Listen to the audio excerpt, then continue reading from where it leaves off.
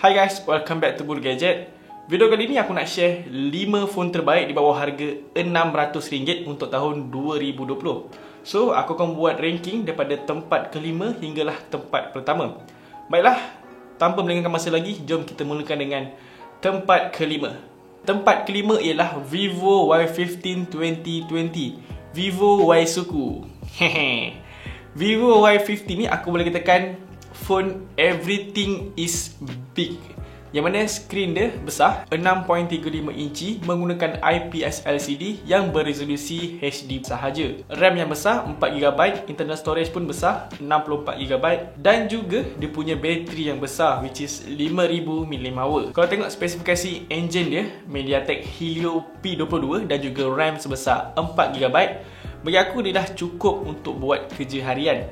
Cuma kalau nak buat kerja yang berat seperti bermain game yang berat, memang dia akan terasa berat lah, sebab dia menggunakan chipset yang agak rendah which is MediaTek Helio P22. Tapi untuk buat kerja harian seperti scrolling media sosial, multitasking dan juga browsing, ianya dah cukup untuk Vivo Y Suku ni. Kita pergi ke arah kamera dia. Vivo Y Suku ni hadir dengan 3 kamera belakang dan juga 1 kamera selfie. Untuk kamera belakang dia 13MP untuk kamera utama, 8MP untuk kamera ultra wide, 2MP untuk kamera depth sensor dan juga 16MP untuk kamera selfie. Jadi Vivo Y Suku 2020 ni dijual dengan harga RM599 Malaysia. Baiklah, tempat yang keempat. Tempat keempat ialah Realme C12. Kenapa aku pilih Realme C12 ni? Yang pertama adalah disebabkan dia punya design. Design dekat Realme C12 ni memang sangat cantik, sangat lawa, sangat seksi. Apatah lagi dengan warna yang merah ni. Aku boleh katakan yang design dekat Realme C12 ni adalah design phone yang tercantik untuk segmen RM600 ke bawah ni. Yang kedua adalah dia punya skrin yang besar which is 6.5 inci yang menggunakan IPS LCD yang berresolusi HD sahaja. Seterusnya adalah dia punya spesifikasi engine. Kalau kita tengok dekat Realme C12 ni, dia menggunakan chipset MediaTek Helio G35 dan juga RAM sebesar 3GB. So, chipset yang digunakan dekat Realme C12 ni adalah chipset gaming untuk kelas permulaan. Yup, dengar sangat ganas, chipset gaming. Dia punya hasil pun boleh dikatakan baik juga. Cuma RAM dia yang agak kecil, 3GB. Tapi secara overall, apa yang aku boleh katakan, performance dekat Realme C12 ni dah cukup bagus. Ok, now kita pergi ke kamera dia. 13MP untuk kamera utama, 2MP untuk kamera depth sensor dan 2MP untuk kamera makro. Untuk kamera selfie dia pula 5MP.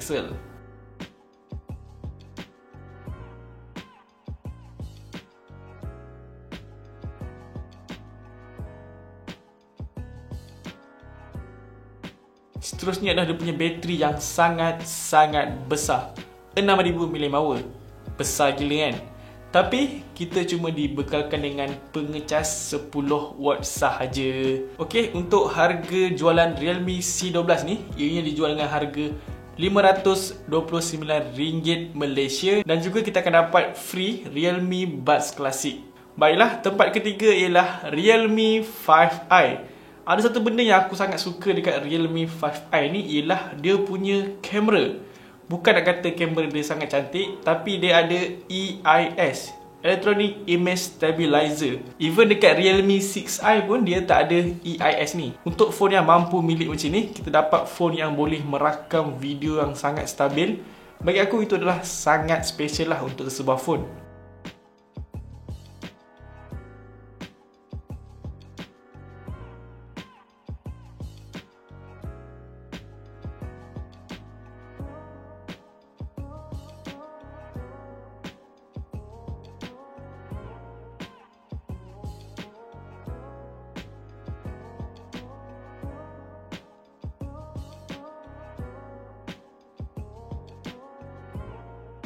Untuk spesifikasi engine dia pun dah cukup lengkap untuk sesebuah smartphone, yang mana dia menggunakan chipset Snapdragon 665, RAM sebesar 4GB dan juga storage sebesar 64GB. So dia punya performance memang akan going well lah, memang tak ada masalah untuk Realme 5i ni. Dan yang terakhir, dia punya bateri sebesar 5000 mAh yang dibekalkan dengan pengecasan 10W sahaja.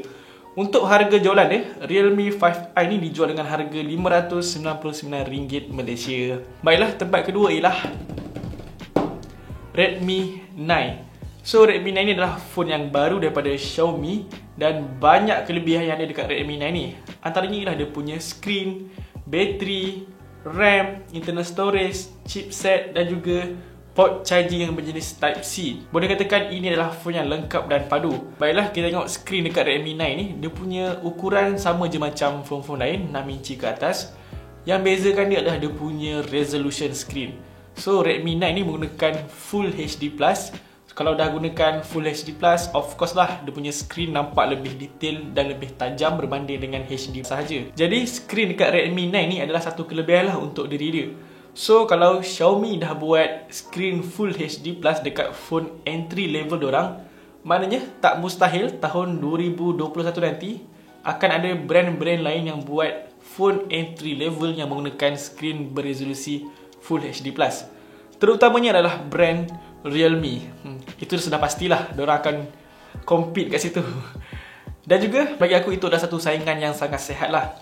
Sekaligus bagi keuntungan dekat pengguna. Spek yang ada dekat Redmi 9 ni pun dah cukup lengkap, yang mana dia menggunakan chipset MediaTek Helio G80, RAM 3 atau 4GB, internal storage 32 atau 64GB.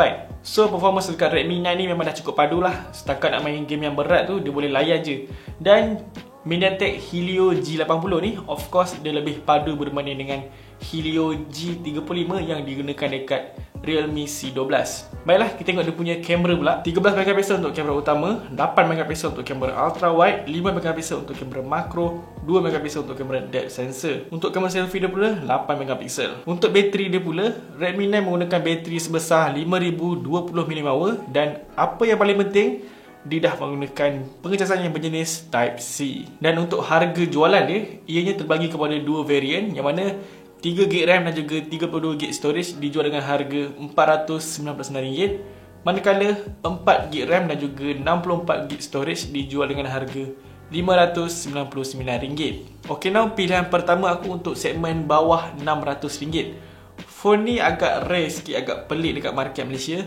Mungkin ada di antara korang yang pernah dengar dan mungkin tak pernah dengar, yang mana phone TCL Plex. Ya betul, TCL Plex. Kalau korang pernah dengar dan pernah pakai phone jenama Alcatel, Alcatel.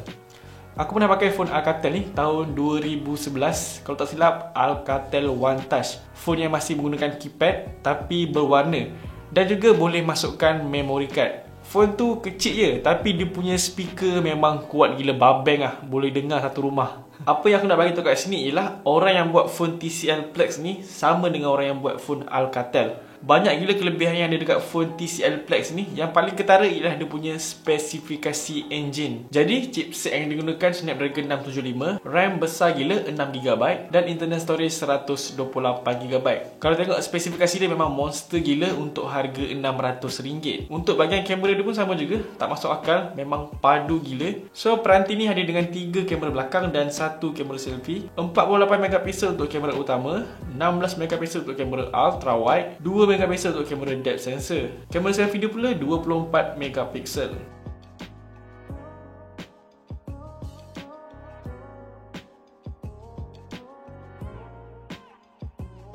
Untuk bateri dia pula, phone ni hadir dengan bateri sebesar 3820mAh dan kita dapat fast charging 18W yang berjenis Type-C.